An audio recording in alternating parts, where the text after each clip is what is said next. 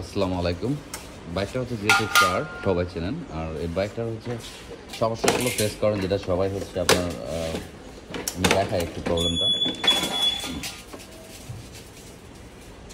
দরকার স্টার্ট দাও।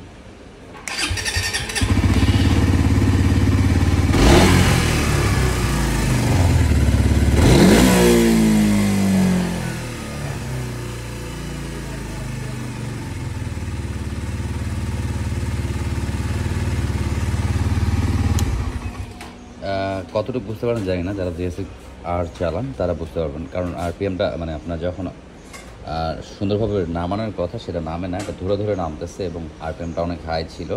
আমরা এই বাইকটা এই অবস্থায় পাইছি। যাই হোক, এটা সমস্যা ছিল আরপিএমটা যখন গাড়ি বন্ধ হচ্ছিল ওনার কোথাও এক জায়গায়, সেইখানে নিয়ে যাওয়ার পর এটা আপনার কাজ করছে। কাজ করার পর এই অবস্থা তো আমাদের কাছে আসে। তো আমরা দেখি এটা সলিউশন করব, আর করার পরে আমি বাকি ভিডিওটা দেখাচ্ছি আপনাদেরকে কমপ্লিট হওয়ার পর। যে খোলা হচ্ছে বাইকটা, আসলে এই বাইকগুলো হচ্ছে বিভিন্ন জায়গায় আপনার ওই আপনার টোটাল বডিতে অনেক বলছে চেঞ্জ করতে বলছে। যাই হোক, আমরা চেঞ্জ না করে এটাকে ঠিক করব। দেখা যাক, ঠিক করতে গেলে আসলে দেখা যায় অনেক কিছু আমাদেরকে চেক করতে হয়। কারণ ফুয়েল পাম্প থেকে শুরু করে ইঞ্জেক্টর থেকে শুরু করে আপনার টোটাল বডির প্রতিটা সেন্সর মানে যেগুলো থাকে সব চেক করার পর আমরা হচ্ছে এটাকে যেটা আর ফাইনালি যেটা প্লাস করতে হয় সেটা করব। করে দেন কমপ্লিটে কী আসে দেখা, কতটুকু আমরা কমপ্লিট করতে পারি আপনারা দেখতে পারবেন। আর এই সমস্যাগুলো আসলে অনেকেরই হয়। তো রেস কমে গেলে হয়তো যাচ্ছেন, হয়তো নিচে নাট বাড়াই দিয়ে দিচ্ছে, আসলে এটা না। এটা হচ্ছে আপনার একটা যে ভ্যালভ সেন্সর থাকছে, এটা হচ্ছে আপনার এটা অটোমেটিকলি ময়লার কারণে অনেক সময় ওটা কাজ চেঞ্জ নিতে পারে না ঠিক মতো। ওটা এয়ার ফিল্টারের কারণে হতে পারে, ফুয়েল পাম্পের ফিল্টারের কারণে, একটা কারণে সমস্যাগুলো হয়। তো এই জন্য এগুলোর একটা টাইম থাকে, এই টাইমের মধ্যে সার্ভিস করতে হয়। তাহলে জিনিসগুলো এত মানে সমস্যায় পড়তে হয় না বাইকগুলো নিয়ে।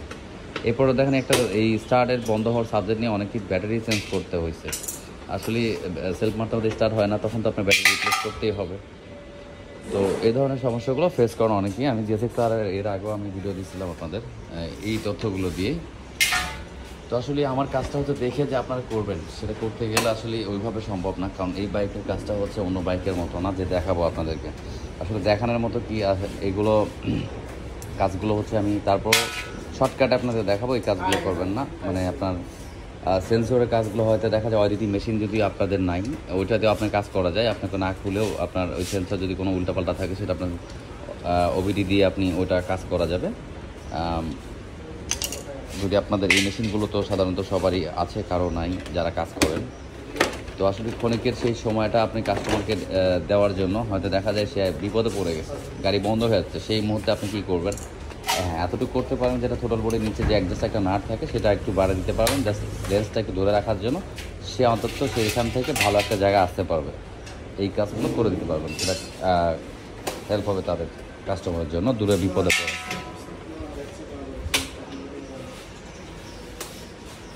তো খোলা হচ্ছে, পরে আমরা দেখি কোন কোন জায়গাগুলো কাজ প্রবলেমগুলো করা আছে, কী কী করতে হয় সেটা দেখতে পাবেন।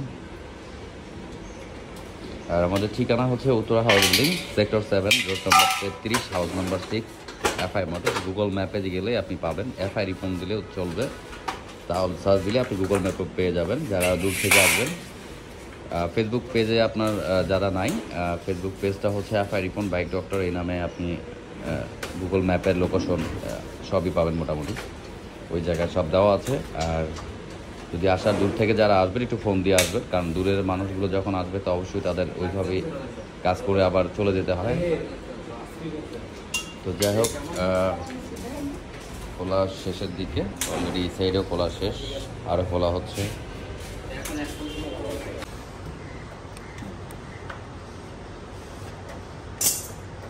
এত হাই করে দিছে, সব নামছে। আচ্ছা, এখন একটু উল্টো করে চাপতে ধরে দেবো।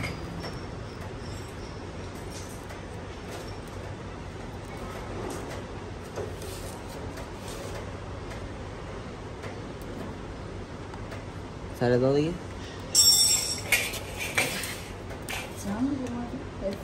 হ্যাঁ, ক্যাবেলের সমস্যা, এটা করতে হবে।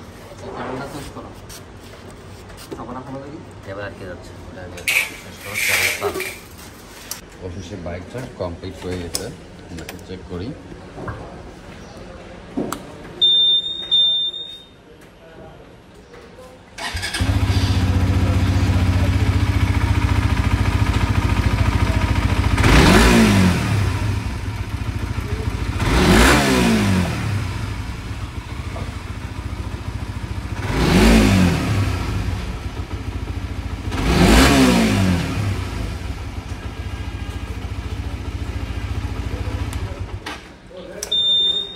আগে যেমন হচ্ছে আরপিএমটা নামতে অনেক সময় লাগছে, এখন আর তা লাগে না, এই ভিডিওটার মধ্যে দেখতে পারবেন। তো আসলে বাইকটার মধ্যে যেগুলো কাজ করা হলো, সেন্সরের পাশের ঝামেলা ছিল থ্রোটল বডিতে, সেগুলো কাজ করা হয়েছে। থ্রোটলের ক্যাবলের প্রবলেম ছিল, টুকটাক অনেক ঝামেলায় ছিল। তো এইখানে অন্য জায়গায় বলছে থ্রোটল বডি চেঞ্জ করতে হবে, অনেকে বলছিল। তো যাই হোক আমরা এটা চেঞ্জ ছাড়া এটা কমপ্লিট করলাম। আসলে সব বাইকে যে এরকম অনেক বাইকই আছে, আবার ঠিক হয়ে যায় আবার ঠিক হয় না, ঝামেলা হয়েই থাকে অনেক বাইকে।